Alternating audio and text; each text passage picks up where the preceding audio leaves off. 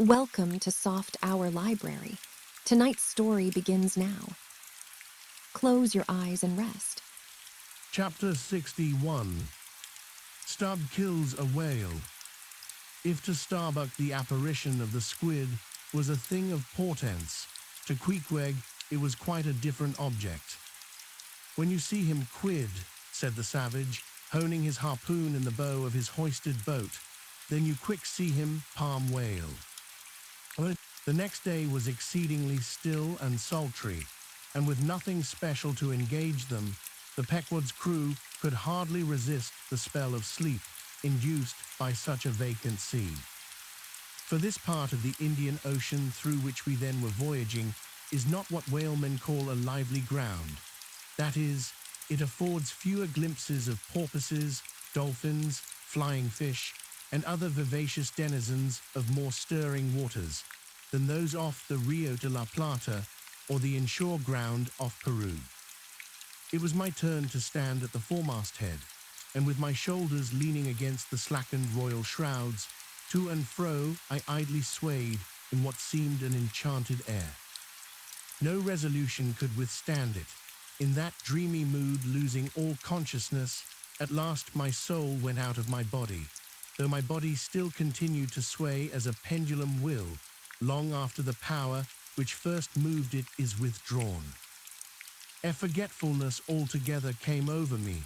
I had noticed that the seamen at the main and mizzen mastheads were already drowsy, so that at last all three of us lifelessly swung from the spars, and for every swing that we made there was a nod from below from the slumbering helmsman.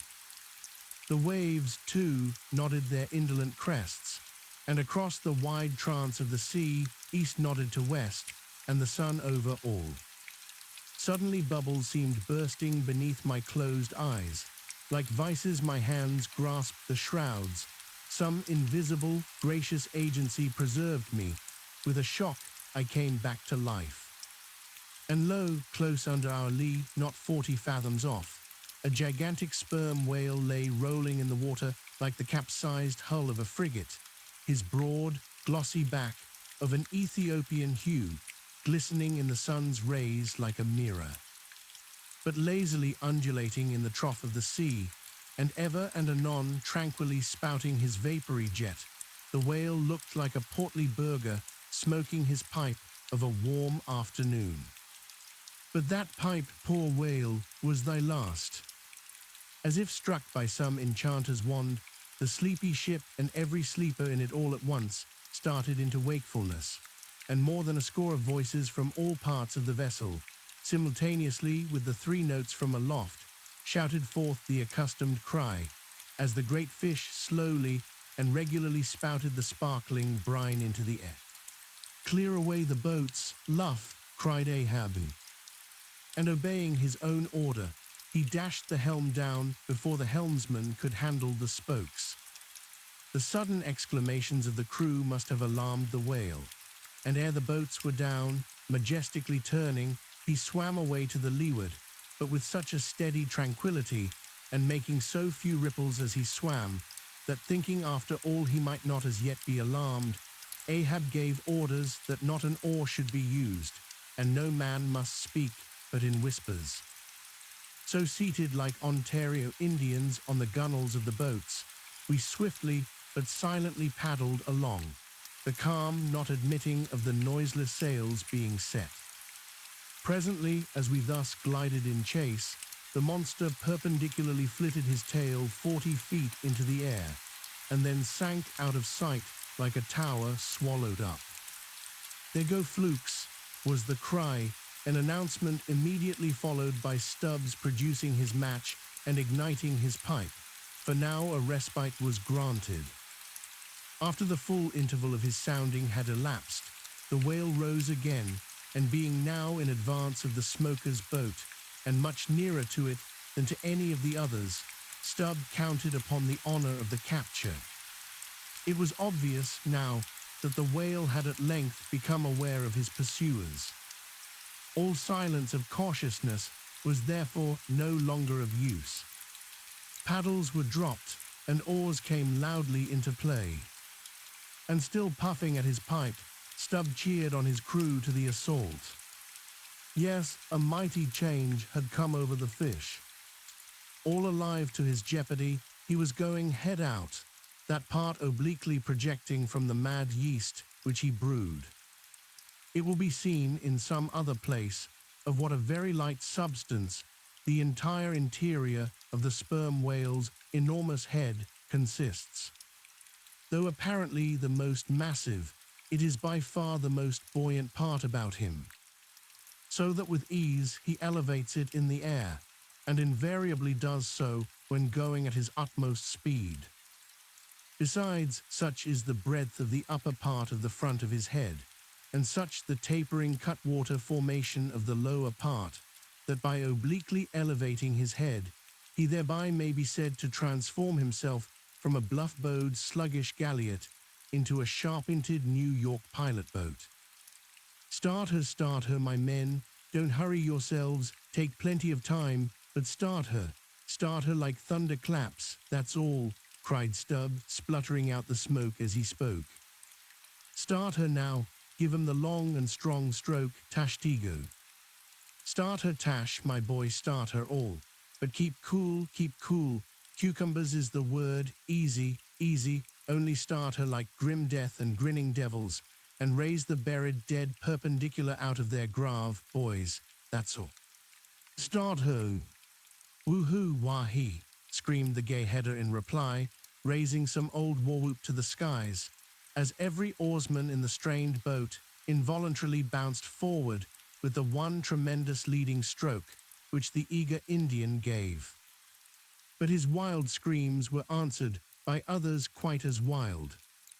Ki-hee, yelled Dagu, straining forwards and backwards on his seat like a pacing tiger in his cage. Kala Kulu, howled Queequeg, as if smacking his lips over a mouthful of grenadier's steak. And thus with oars and yells, the keels cut the sea. Meanwhile, Stubb, retaining his place in the van, still encouraged his men to the onset, all the while puffing the smoke from his mouth. Like desperadoes they tugged and they strained, till the welcome cry was heard, "Stand up, Tashtego, give it to him." The harpoon was hurled. Stern all, the oarsmen backed water. The same moment something went hot and hissing along every one of their wrists. It was the magical line. An instant before, Stubb had swiftly caught 2 additional turns with it round the loggerhead, whence, by reason of its increased rapid circlings, a hempen blue smoke now jetted up and mingled with the steady fumes from his pipe. As the line passed round and round the loggerhead, so also, just before reaching that point, it blisteringly passed through and through both of Stubb's hands, from which the handcloths or squares of quilted canvas, sometimes worn at these times, had accidentally dropped. It was like holding an enemy's sharp, 2-edged sword by the blade, and that enemy all the time striving to wrest it out of your clutch. Wet the line, cried Stubb to the tub oarsman, him seated by the tub, who, snatching off his hat, dashed seawater into it. More turns were taken, so that the line began holding its place. The boat now flew through the boiling water like a shark all fins. Stubb and Tashtego here changed places, stem for stern, a staggering business truly in that rocking commotion. Partly to show the indispensableness of this act, it may here be stated that in the old Dutch fishery, a mop was used to dash the running line with water. In many other ships, a wooden piggin or bailer is set apart for that purpose. Your hat, however, is the most convenient.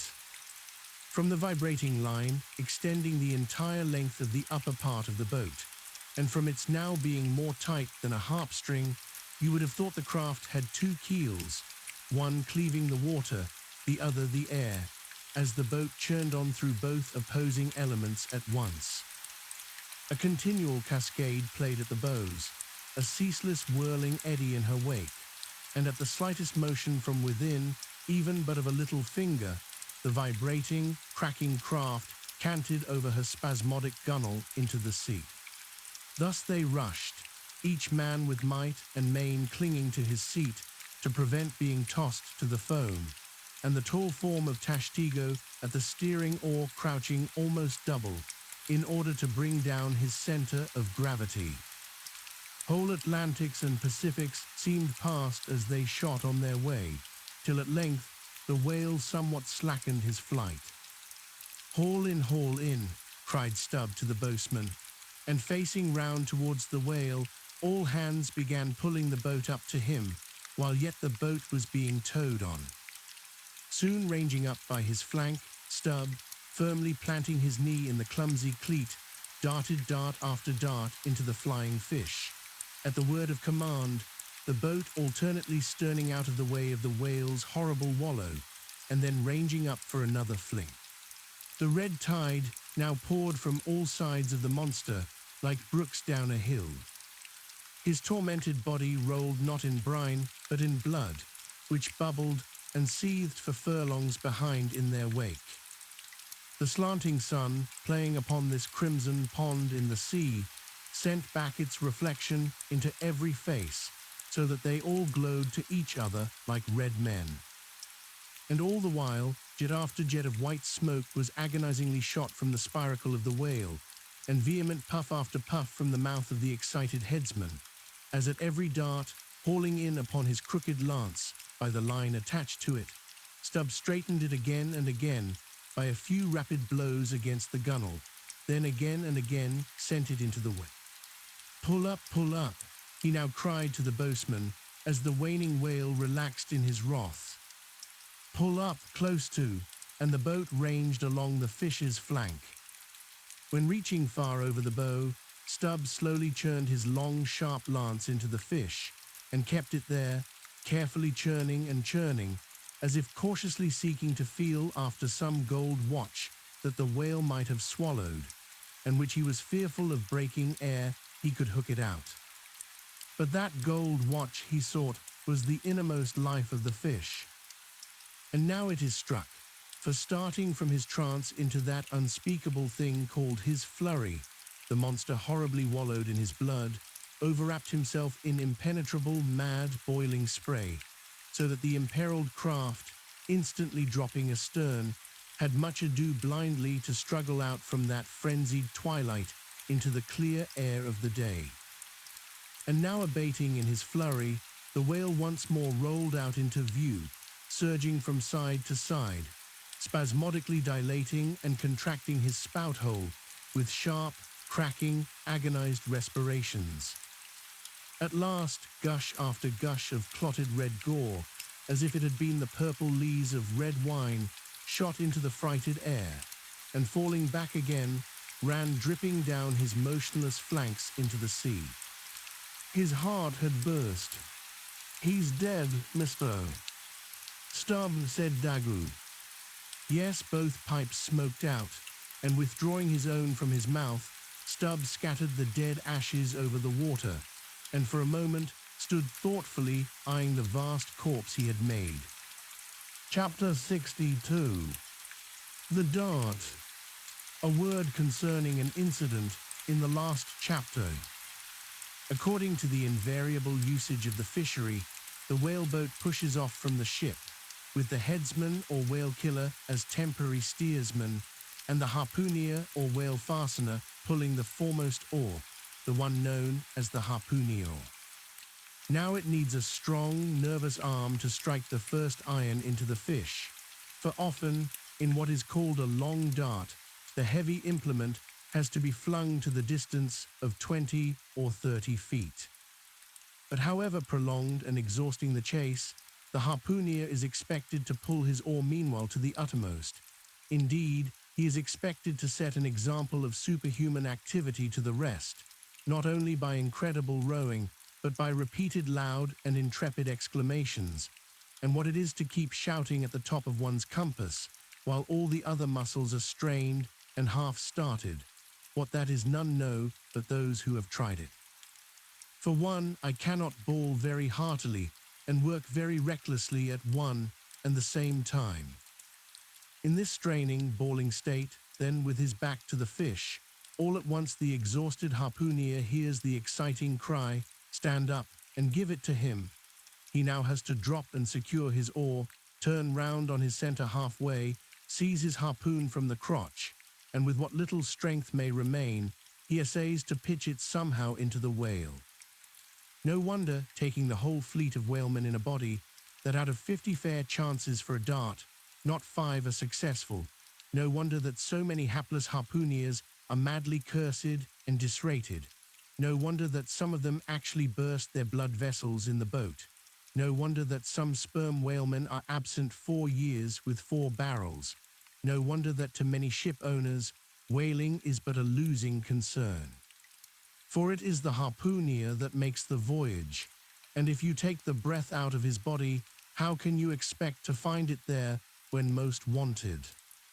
Again, if the dart be successful, then at the second critical instant, that is, when the whale starts to run, the boatheader and harpooner likewise start to running fore and aft, to the imminent jeopardy of themselves and everyone else.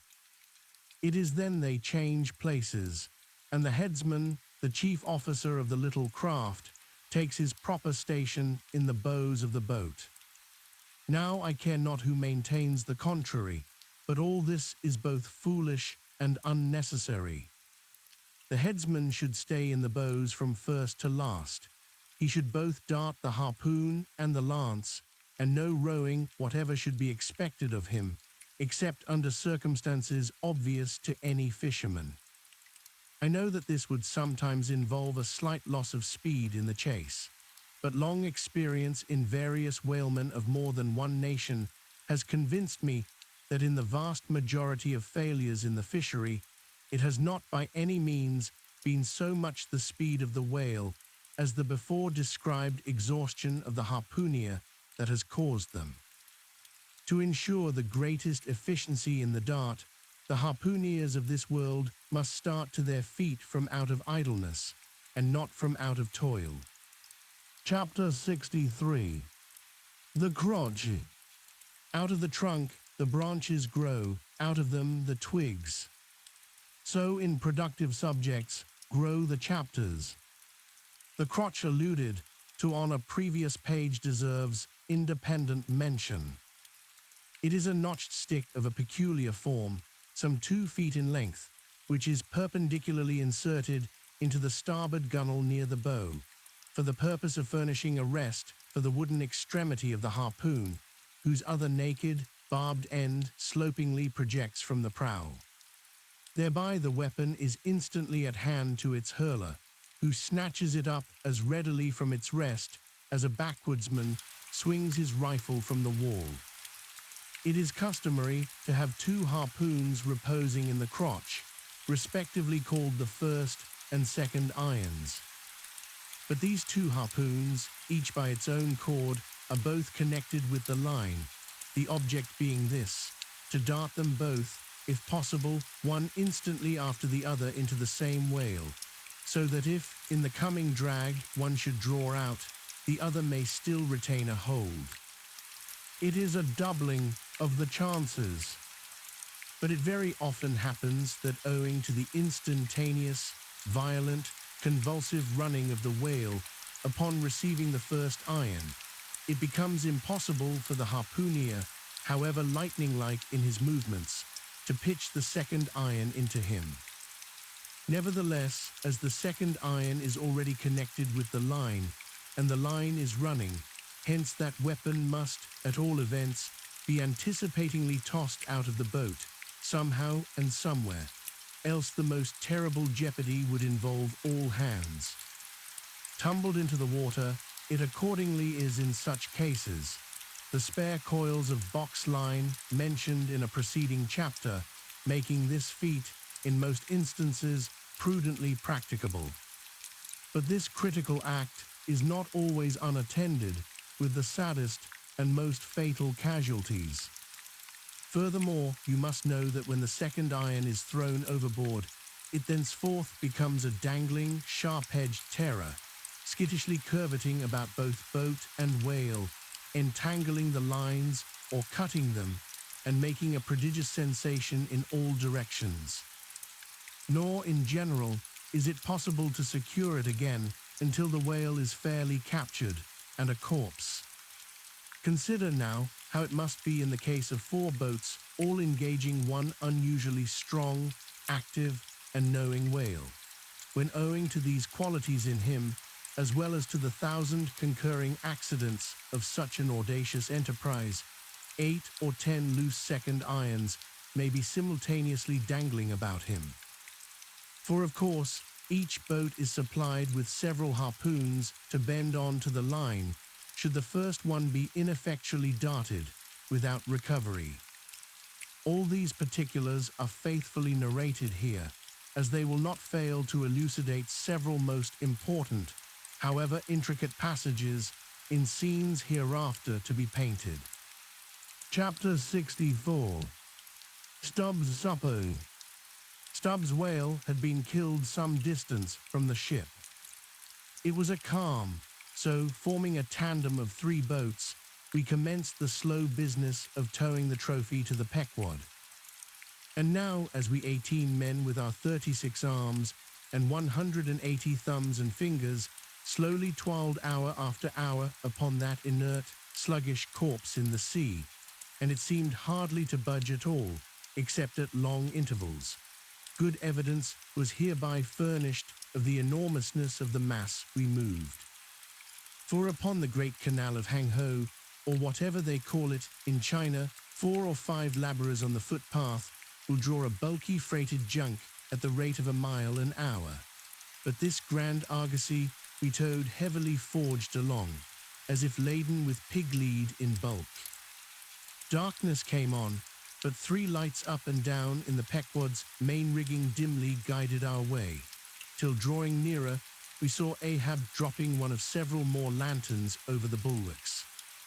Vacantly eyeing the heaving whale for a moment, he issued the usual orders for securing it for the night, and then handing his lantern to a seaman, went his way into the cabin and did not come forward again until morning.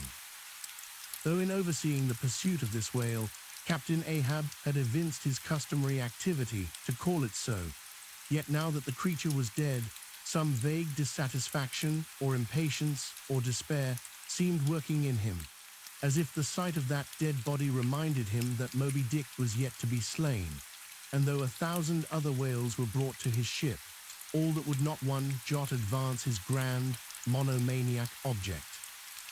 Very soon you would have thought from the sound on the Pequod's decks that all hands were preparing to cast anchor in the deep, for heavy chains are being dragged along the deck and thrust rattling out of the portholes.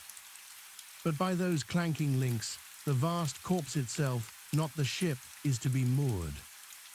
Tied by the head to the stern, and by the tail to the bows, the whale now lies with its black hull close to the vessels and seen through the darkness of the night, which obscured the spars and rigging aloft.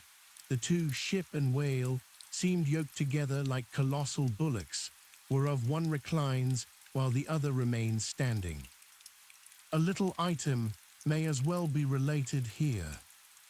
The strongest and most reliable hold which the ship has upon the whale when moored alongside is by the flukes or tail, and as from its greater density, that part is relatively heavier than any other, excepting the side fins, its flexibility even in death causes it to sink low beneath the surface, so that with the hand you cannot get at it from the boat, in order to put the chain round it. But this difficulty is ingeniously overcome. A small, strong line is prepared with a wooden float at its outer end, and a weight in its middle, while the other end is secured to the ship. By adroit management, the wooden float is made to rise on the other side of the mass, so that now having girdled the whale, the chain is readily made to follow suit, and being slipped along the body, is at last locked fast round the smallest part of the tail, at the point of junction with its broad flukes or lobes. If moody Ahab was now all quiescence, at least so far as could be known on deck, Stubb, his second mate, flushed with conquest, betrayed an unusual but still good-natured excitement. Such an unwonted bustle was he in that the staid Starbuck, his official superior, quietly resigned to him for the time the sole management of affairs. One small, helping cause of all this liveliness in Stubb was soon made strangely manifest. Stubb was a high liver. He was somewhat intemperately fond of the whale as a flavorish thing to his palate. A steak, ere I sleep. You dagu, overboard you go, and cut me one from his small.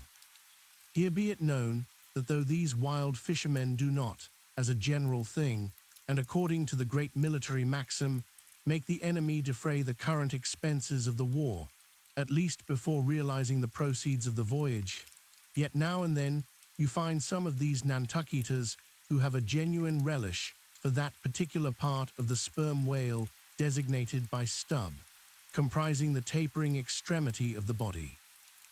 About midnight that steak was cut and cooked, and lighted by 2 lanterns of sperm oil, Stubb stoutly stood up to his spermaceti supper at the capstan head, as if that capstan were a sideboard. Nor was Stubb the only banqueter on whale's flesh that night. Mingling their mumblings with his own mastications, thousands on thousands of sharks, swarming round the dead leviathan, smackingly feasted on its fatness. The few sleepers below in their bunks were often startled by the sharp slapping of their tails against the hull, within a few inches of the sleepers' hearts. Peering over the side, you could just see them, as before you heard them, wallowing in the sullen, black waters and turning over on their backs as they scooped out huge globular pieces of the whale of the bigness of a human head. This particular feat of the shark seems all but miraculous. How at such an apparently unassailable surface they contrive to gouge out such symmetrical mouthfuls remains a part of the universal problem of all things. The mark they thus leave on the whale may best be likened to the hollow made by a carpenter in countersinking for a screw. Though amid all the smoking horror and diabolism of a sea fight, sharks will be seen longingly gazing up to the ship's decks, like hungry dogs round a table where red meat is being carved, ready to bolt down every killed man that is tossed to them. And though, while the valiant butchers over the deck table are thus cannibally carving each other's live meat with carving knives all gilded and tasseled, the sharks, also with their jewel-hilted mouths, are quarrelsomely carving away under the table at the dead meat. And though were you to turn the whole affair upside down, it would still be pretty much the same thing, that is to say, a shocking, sharkish business enough for all parties. And though sharks also are the invariable outriders of all slave ships crossing the Atlantic, systematically trotting alongside, to be handy in case a parcel is to be carried anywhere, or a dead slave to be decently buried. And though 1 or 2 other like instances might be set down, touching the set terms, places, and occasions when sharks do most socially congregate and most hilariously feast, yet is there no conceivable time or occasion when you will find them in such countless numbers and in gayer or more jovial spirits than around a dead sperm whale moored by night to a whaleship at sea. If you have never seen that sight, then suspend your decision about the propriety of devil worship and the expediency of conciliating the devil. But as yet, Stubb heeded not the mumblings of the banquet that was going on so nigh him, no more than the sharks heeded the smacking of his own Epicurean lips. "Cook, cook, where's that old fleece?" he cried at length, widening his legs still further, as if to form a more secure base for his supper, and at the same time darting his fork into the dish, as if stabbing with his lance. "Cook, you cook, sail this way, cook." The old black, not in any very high glee at having been previously roused from his warm hammock at a most unseasonable hour, came shambling along from his galley, for like many old blacks, there was something the matter with his knee pans, which he did not keep well scoured like his other pans. This old fleece, as they called him, came shuffling and limping along, assisting his step with his tongs, which after a clumsy fashion were made of straightened iron hoops. This old ebony floundered along, and in obedience to the word of command, came to a dead stop on the opposite side of Stubb's sideboard, when, with both hands folded before him and resting on his two-legged cane, he bowed his arched back still further over, at the same time sideways inclining his head, so as to bring his best ear into play. "Cook," said Stubb, rapidly lifting a rather reddish morsel to his mouth, "don't you think this steak is rather overdone? You've been beating this steak too much, Cook. It's too tender." "Don't I always say that to be good, a whale steak must be tough? There are those sharks now over the side. Don't you see they prefer it tough and rare? What a shindy they are kicking up. Cook, go and talk to 'em. Tell 'em they are welcome to help themselves civilly and in moderation, but they must keep quiet." "Blast me if I can hear my own voice. Away, Cook, and deliver my message. Here, take this lantern," snatching one from his sideboard. "Now then, go and preach to 'em." Sullenly taking the offered lantern, Old Fleece limped across the deck to the bulwarks, and then, with one hand dropping his light low over the sea so as to get a good view of his congregation, with the other hand he solemnly flourished his tongs, and leaning far over the side in a mumbling voice, began addressing the sharks, while Stubb, softly crawling behind, overheard all that was said. "Fellow critters, I's ordered here to say dat you must stop dat damn noise dere. You hear, stop dat damn smacking ob de lip. Massa Stubb say dat you can fill your damn bellies up to the hatchings, but by gore, you must stop dat damn racket." "Cook," here interposed Stubb, accompanying the word with a sudden slap on the shoulder. "Cook, why damn your eyes, you mustn't swear that way when you're preaching. That's no way to convert sinners, Cook." "Who dat, den preach to him yourself," sullenly turning to go. "No, Cook, go on, go on." "Well den, beloobed fellow critters." "Right," exclaimed Stubb approvingly, "coax 'em to it, try that," and Fleece continued.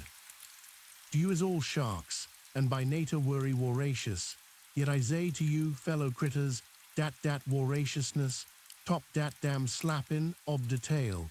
How you tink to hear, s'pose you keep up such a damn slappin' and bitin' dare." "Cook," cried Stubb, collaring him, "I won't have that swearing. Talk to 'em gentlemanly." Once more the sermon proceeded.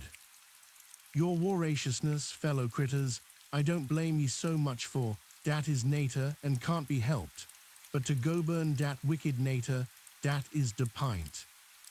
You is sharks, sartin, but if you go burn de shark in you, why den you be angel, for all angel is notting more dan de shark well go burned. Now look here, brethren, just try once to be civil, a-helping yourselves from dat whale. Don't be tearin' the blubber out your neighbor's mouth, I say. Is not one shark dude right as toader to dat whale? And by gore, none on you has the right to dat whale. Dat whale belong to someone else. I know some o' you has berry brig mout, brigadan odors, but den de brig mouts sometimes has de small bellies, so dat de brigness of de mout is not to swallow wid, but to bit off de blubber for de small fry ob sharks, dat can't get into de scrooge to help themselves." "Well done, Old Fleece," cried Stubb. "That's Christianity, go on." "No use going on. The damn willings will keep a scourgin' and slappin' each odor, Massa Stubb. They don't hear one word. No use preachin' to such damn geottons as you call 'em, till their bellies is full and their bellies is bottomless. And when they do get 'em full, they won't hear you den. For den they sink in the sea, go fast to sleep on the coral, and can't hear notting at all no more for ever and ever. Upon my soul, I am about of the same opinion, so give the benediction, Fleece, and I'll away to my supper." Upon this, Fleece, holding both hands over the fishy mob, raised his shrill voice and cried, "Cussed fellow critters, kick up the damnedest row as ever you can, fill your damn bellies till day bust, and den die." Now cook, said Stubb, resuming his supper at the capstan. Stand just where you stood before there, over against me, and pay particular attention. All dention, said Fleece, again stooping over upon his tongs in the desired position. Well, said Stubb, helping himself freely meanwhile, I shall now go back to the subject of this steak. In the first place, how old are you, cook? What dat do wid de teak, said the old black testily. Silence, how old are you, cook? 'Bout 90, dey say, he gloomily muttered. And you have lived in this world hard upon 100 years, cook, and don't know yet how to cook a whale steak, rapidly bolting another mouthful at the last word, so that morsel seemed a continuation of the question.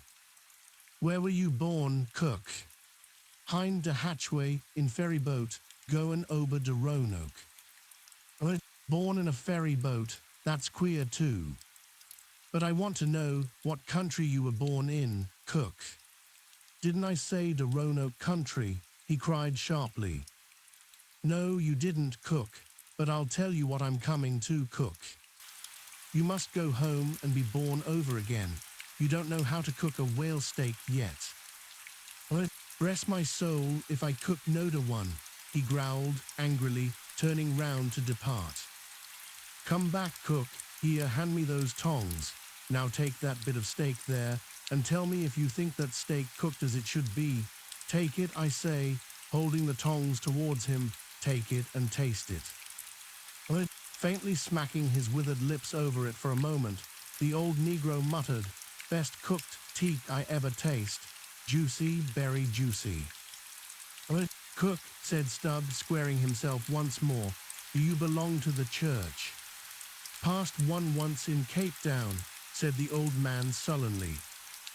And you have once in your life passed a holy church in Cape Town, where you doubtless overheard a holy parson addressing his hearers as his beloved fellow creatures, have you, cook? And yet you come here and tell me such a dreadful lie as you did just now, eh? Said Stubb. Where do you expect to go to, cook? Go to bed very soon, he mumbled, half turning as he spoke. A vast heave to, I mean when you die, cook. It's an awful question. Now what's your answer? When this old brack man dies, said the Negro slowly, changing his whole air and demeanor, he himself won't go nowhere, but some breast angel will come and fetch him. Fetch him how? In a coach and four as they fetched Elijah, and fetch him where? Up dere, said Fleece, holding his tongs straight over his head, and keeping it there very solemnly. So then you expect to go up into our maintop, do you, cook, when you are dead? But don't you know the higher you climb, the colder it gets? Maintop A. Didn't say dat to all, said Fleece, again in the sulks. You said up there, didn't you? And now look yourself and see where your tongs are pointing. But perhaps you expect to get into heaven by crawling through the lubber's hole, cook. But no, cook, you don't get there, except you go the regular way, round by the rigging. It's a ticklish business, but must be done, or else it's no-go. But none of us are in heaven yet. Drop your tongs, cook, and hear my orders. Do you hear? Hold your hat in one hand and clap t'other atop of your heart when I'm giving my orders, cook. What that your heart there, that's your gizzard, aloft, that's it, now you have it. Hold it there now and pay attention. All dention, said the old black, with both hands placed as desired, vainly wriggling his grizzled head, as if to get both ears in front at one and the same time. Well then, cook, you see this whale steak of yours was so very bad that I have put it out of sight as soon as possible. You see that, don't you? Well, for the future, when you cook another whale steak for my private table here, the capstan, I'll tell you what to do so as not to spoil it by overdoing. Hold the steak in one hand and show a live coal to it with the other. That done, dish it. D'ye hear? And now tomorrow, cook, when we are cutting in the fish, be sure you stand by to get the tips of his fins, have them put in pickle. As for the ends of the flukes, have them soused, cook. There now you may go. But Fleece had hardly got 3 paces off when he was recalled. Cook, give me cutlets for supper tomorrow night in the mid-watch. D'ye hear? Away you sail then. Halloa, stop, make a bow before you go. A vast heaving again, whale balls for breakfast, don't forget. Wish by gore whale eat him, stead of him eat whale. I'm breast if he ain't more of shark than massa shark hisself, muttered the old man, limping away, with which sage ejaculation he went to his hammock. Chapter 65. The Whale as a Dish. That mortal man should feed upon the creature that feeds his lamp, and like Stubb, eat him by his own light, as you may say. This seems so outlandish a thing that one must needs go a little into the history and philosophy of it. It is upon record that 3 centuries ago the tongue of the right whale was esteemed a great delicacy in France and commanded large prices there. Also that in Henry VIII's time, a certain cook of the court obtained a handsome reward for inventing an admirable sauce to be eaten with barbecued porpoises, which, you remember, are a species of whale. Porpoises, indeed, are to this day considered fine eating. The meat is made into balls about the size of billiard balls, and being well seasoned and spiced, might be taken for turtle balls or veal balls. The old monks of Dunfermline were very fond of them. They had a great porpoise grant from the crown. The fact is that among his hunters at least, the whale would by all hands be considered a noble dish, were there not so much of him. But when you come to sit down before a meat pie nearly 100 feet long, it takes away your appetite. Only the most unprejudiced of men like Stubb nowadays partake of cooked whales, but the Esquimaux are not so fastidious. We all know how they live upon whales, and have rare old vintages of prime old train oil. Zagrander, one of their most famous doctors, recommends strips of blubber for infants as being exceedingly juicy and nourishing. And this reminds me that certain Englishmen, who long ago were accidentally left in Greenland by a whaling vessel, that these men actually lived for several months on the mouldy scraps of whales which had been left ashore after trying out the blubber. Among the Dutch whalemen, these scraps are called fritters, which indeed they greatly resemble, being brown and crisp, and smelling something like old Amsterdam housewives' doughnuts or ollekooks when fresh. They have such an eatable look that the most self-denying stranger can hardly keep his hands off. But what further depreciates the whale as a civilized dish is his exceeding richness. He is the great prize ox of the sea, too fat to be delicately good. Look at his hump, which would be as fine eating as the buffalo's, which is esteemed a rare dish, were it not such a solid pyramid of fat. But the spermaceti itself, how bland and creamy that is, like the transparent, half-gelid white meat of a coconut in the 3rd month of its growth, yet far too rich to supply a substitute for butter. Nevertheless, many whalemen have a method of absorbing it into some other substance, and then partaking of it. In the long try watches of the night, it is a common thing for the seamen to dip their ship biscuit into the huge oil pots and let them fry there a while. Many a good supper have I thus made. In the case of a small sperm whale, the brains are accounted a fine dish. The casket of the skull is broken into with an axe, and the 2 plump, whitish lobes being withdrawn, precisely resembling 2 large puddings, they are then mixed with flour and cooked into a most delectable mess, in flavor somewhat resembling calf's head, which is quite a dish among some epicures. And everyone knows that some young bucks among the epicures, by continually dining upon calves, brains, by and by get to have a little brains of their own, so as to be able to tell a calf's head from their own heads, which, indeed, requires uncommon discrimination. And that is the reason why a young buck with an intelligent-looking calf's head before him is somehow one of the saddest sights you can see. The head looks a sort of reproachfully at him with an "et tu brute" expression. It is not, perhaps, entirely because the whale is so excessively unctuous that landsmen seem to regard the eating of him with abhorrence. That appears to result, in some way, from the consideration before mentioned, i.e., that a man should eat a newly murdered thing of the sea, and eat it too by its own light. But no doubt the first man that ever murdered an ox was regarded as a murderer.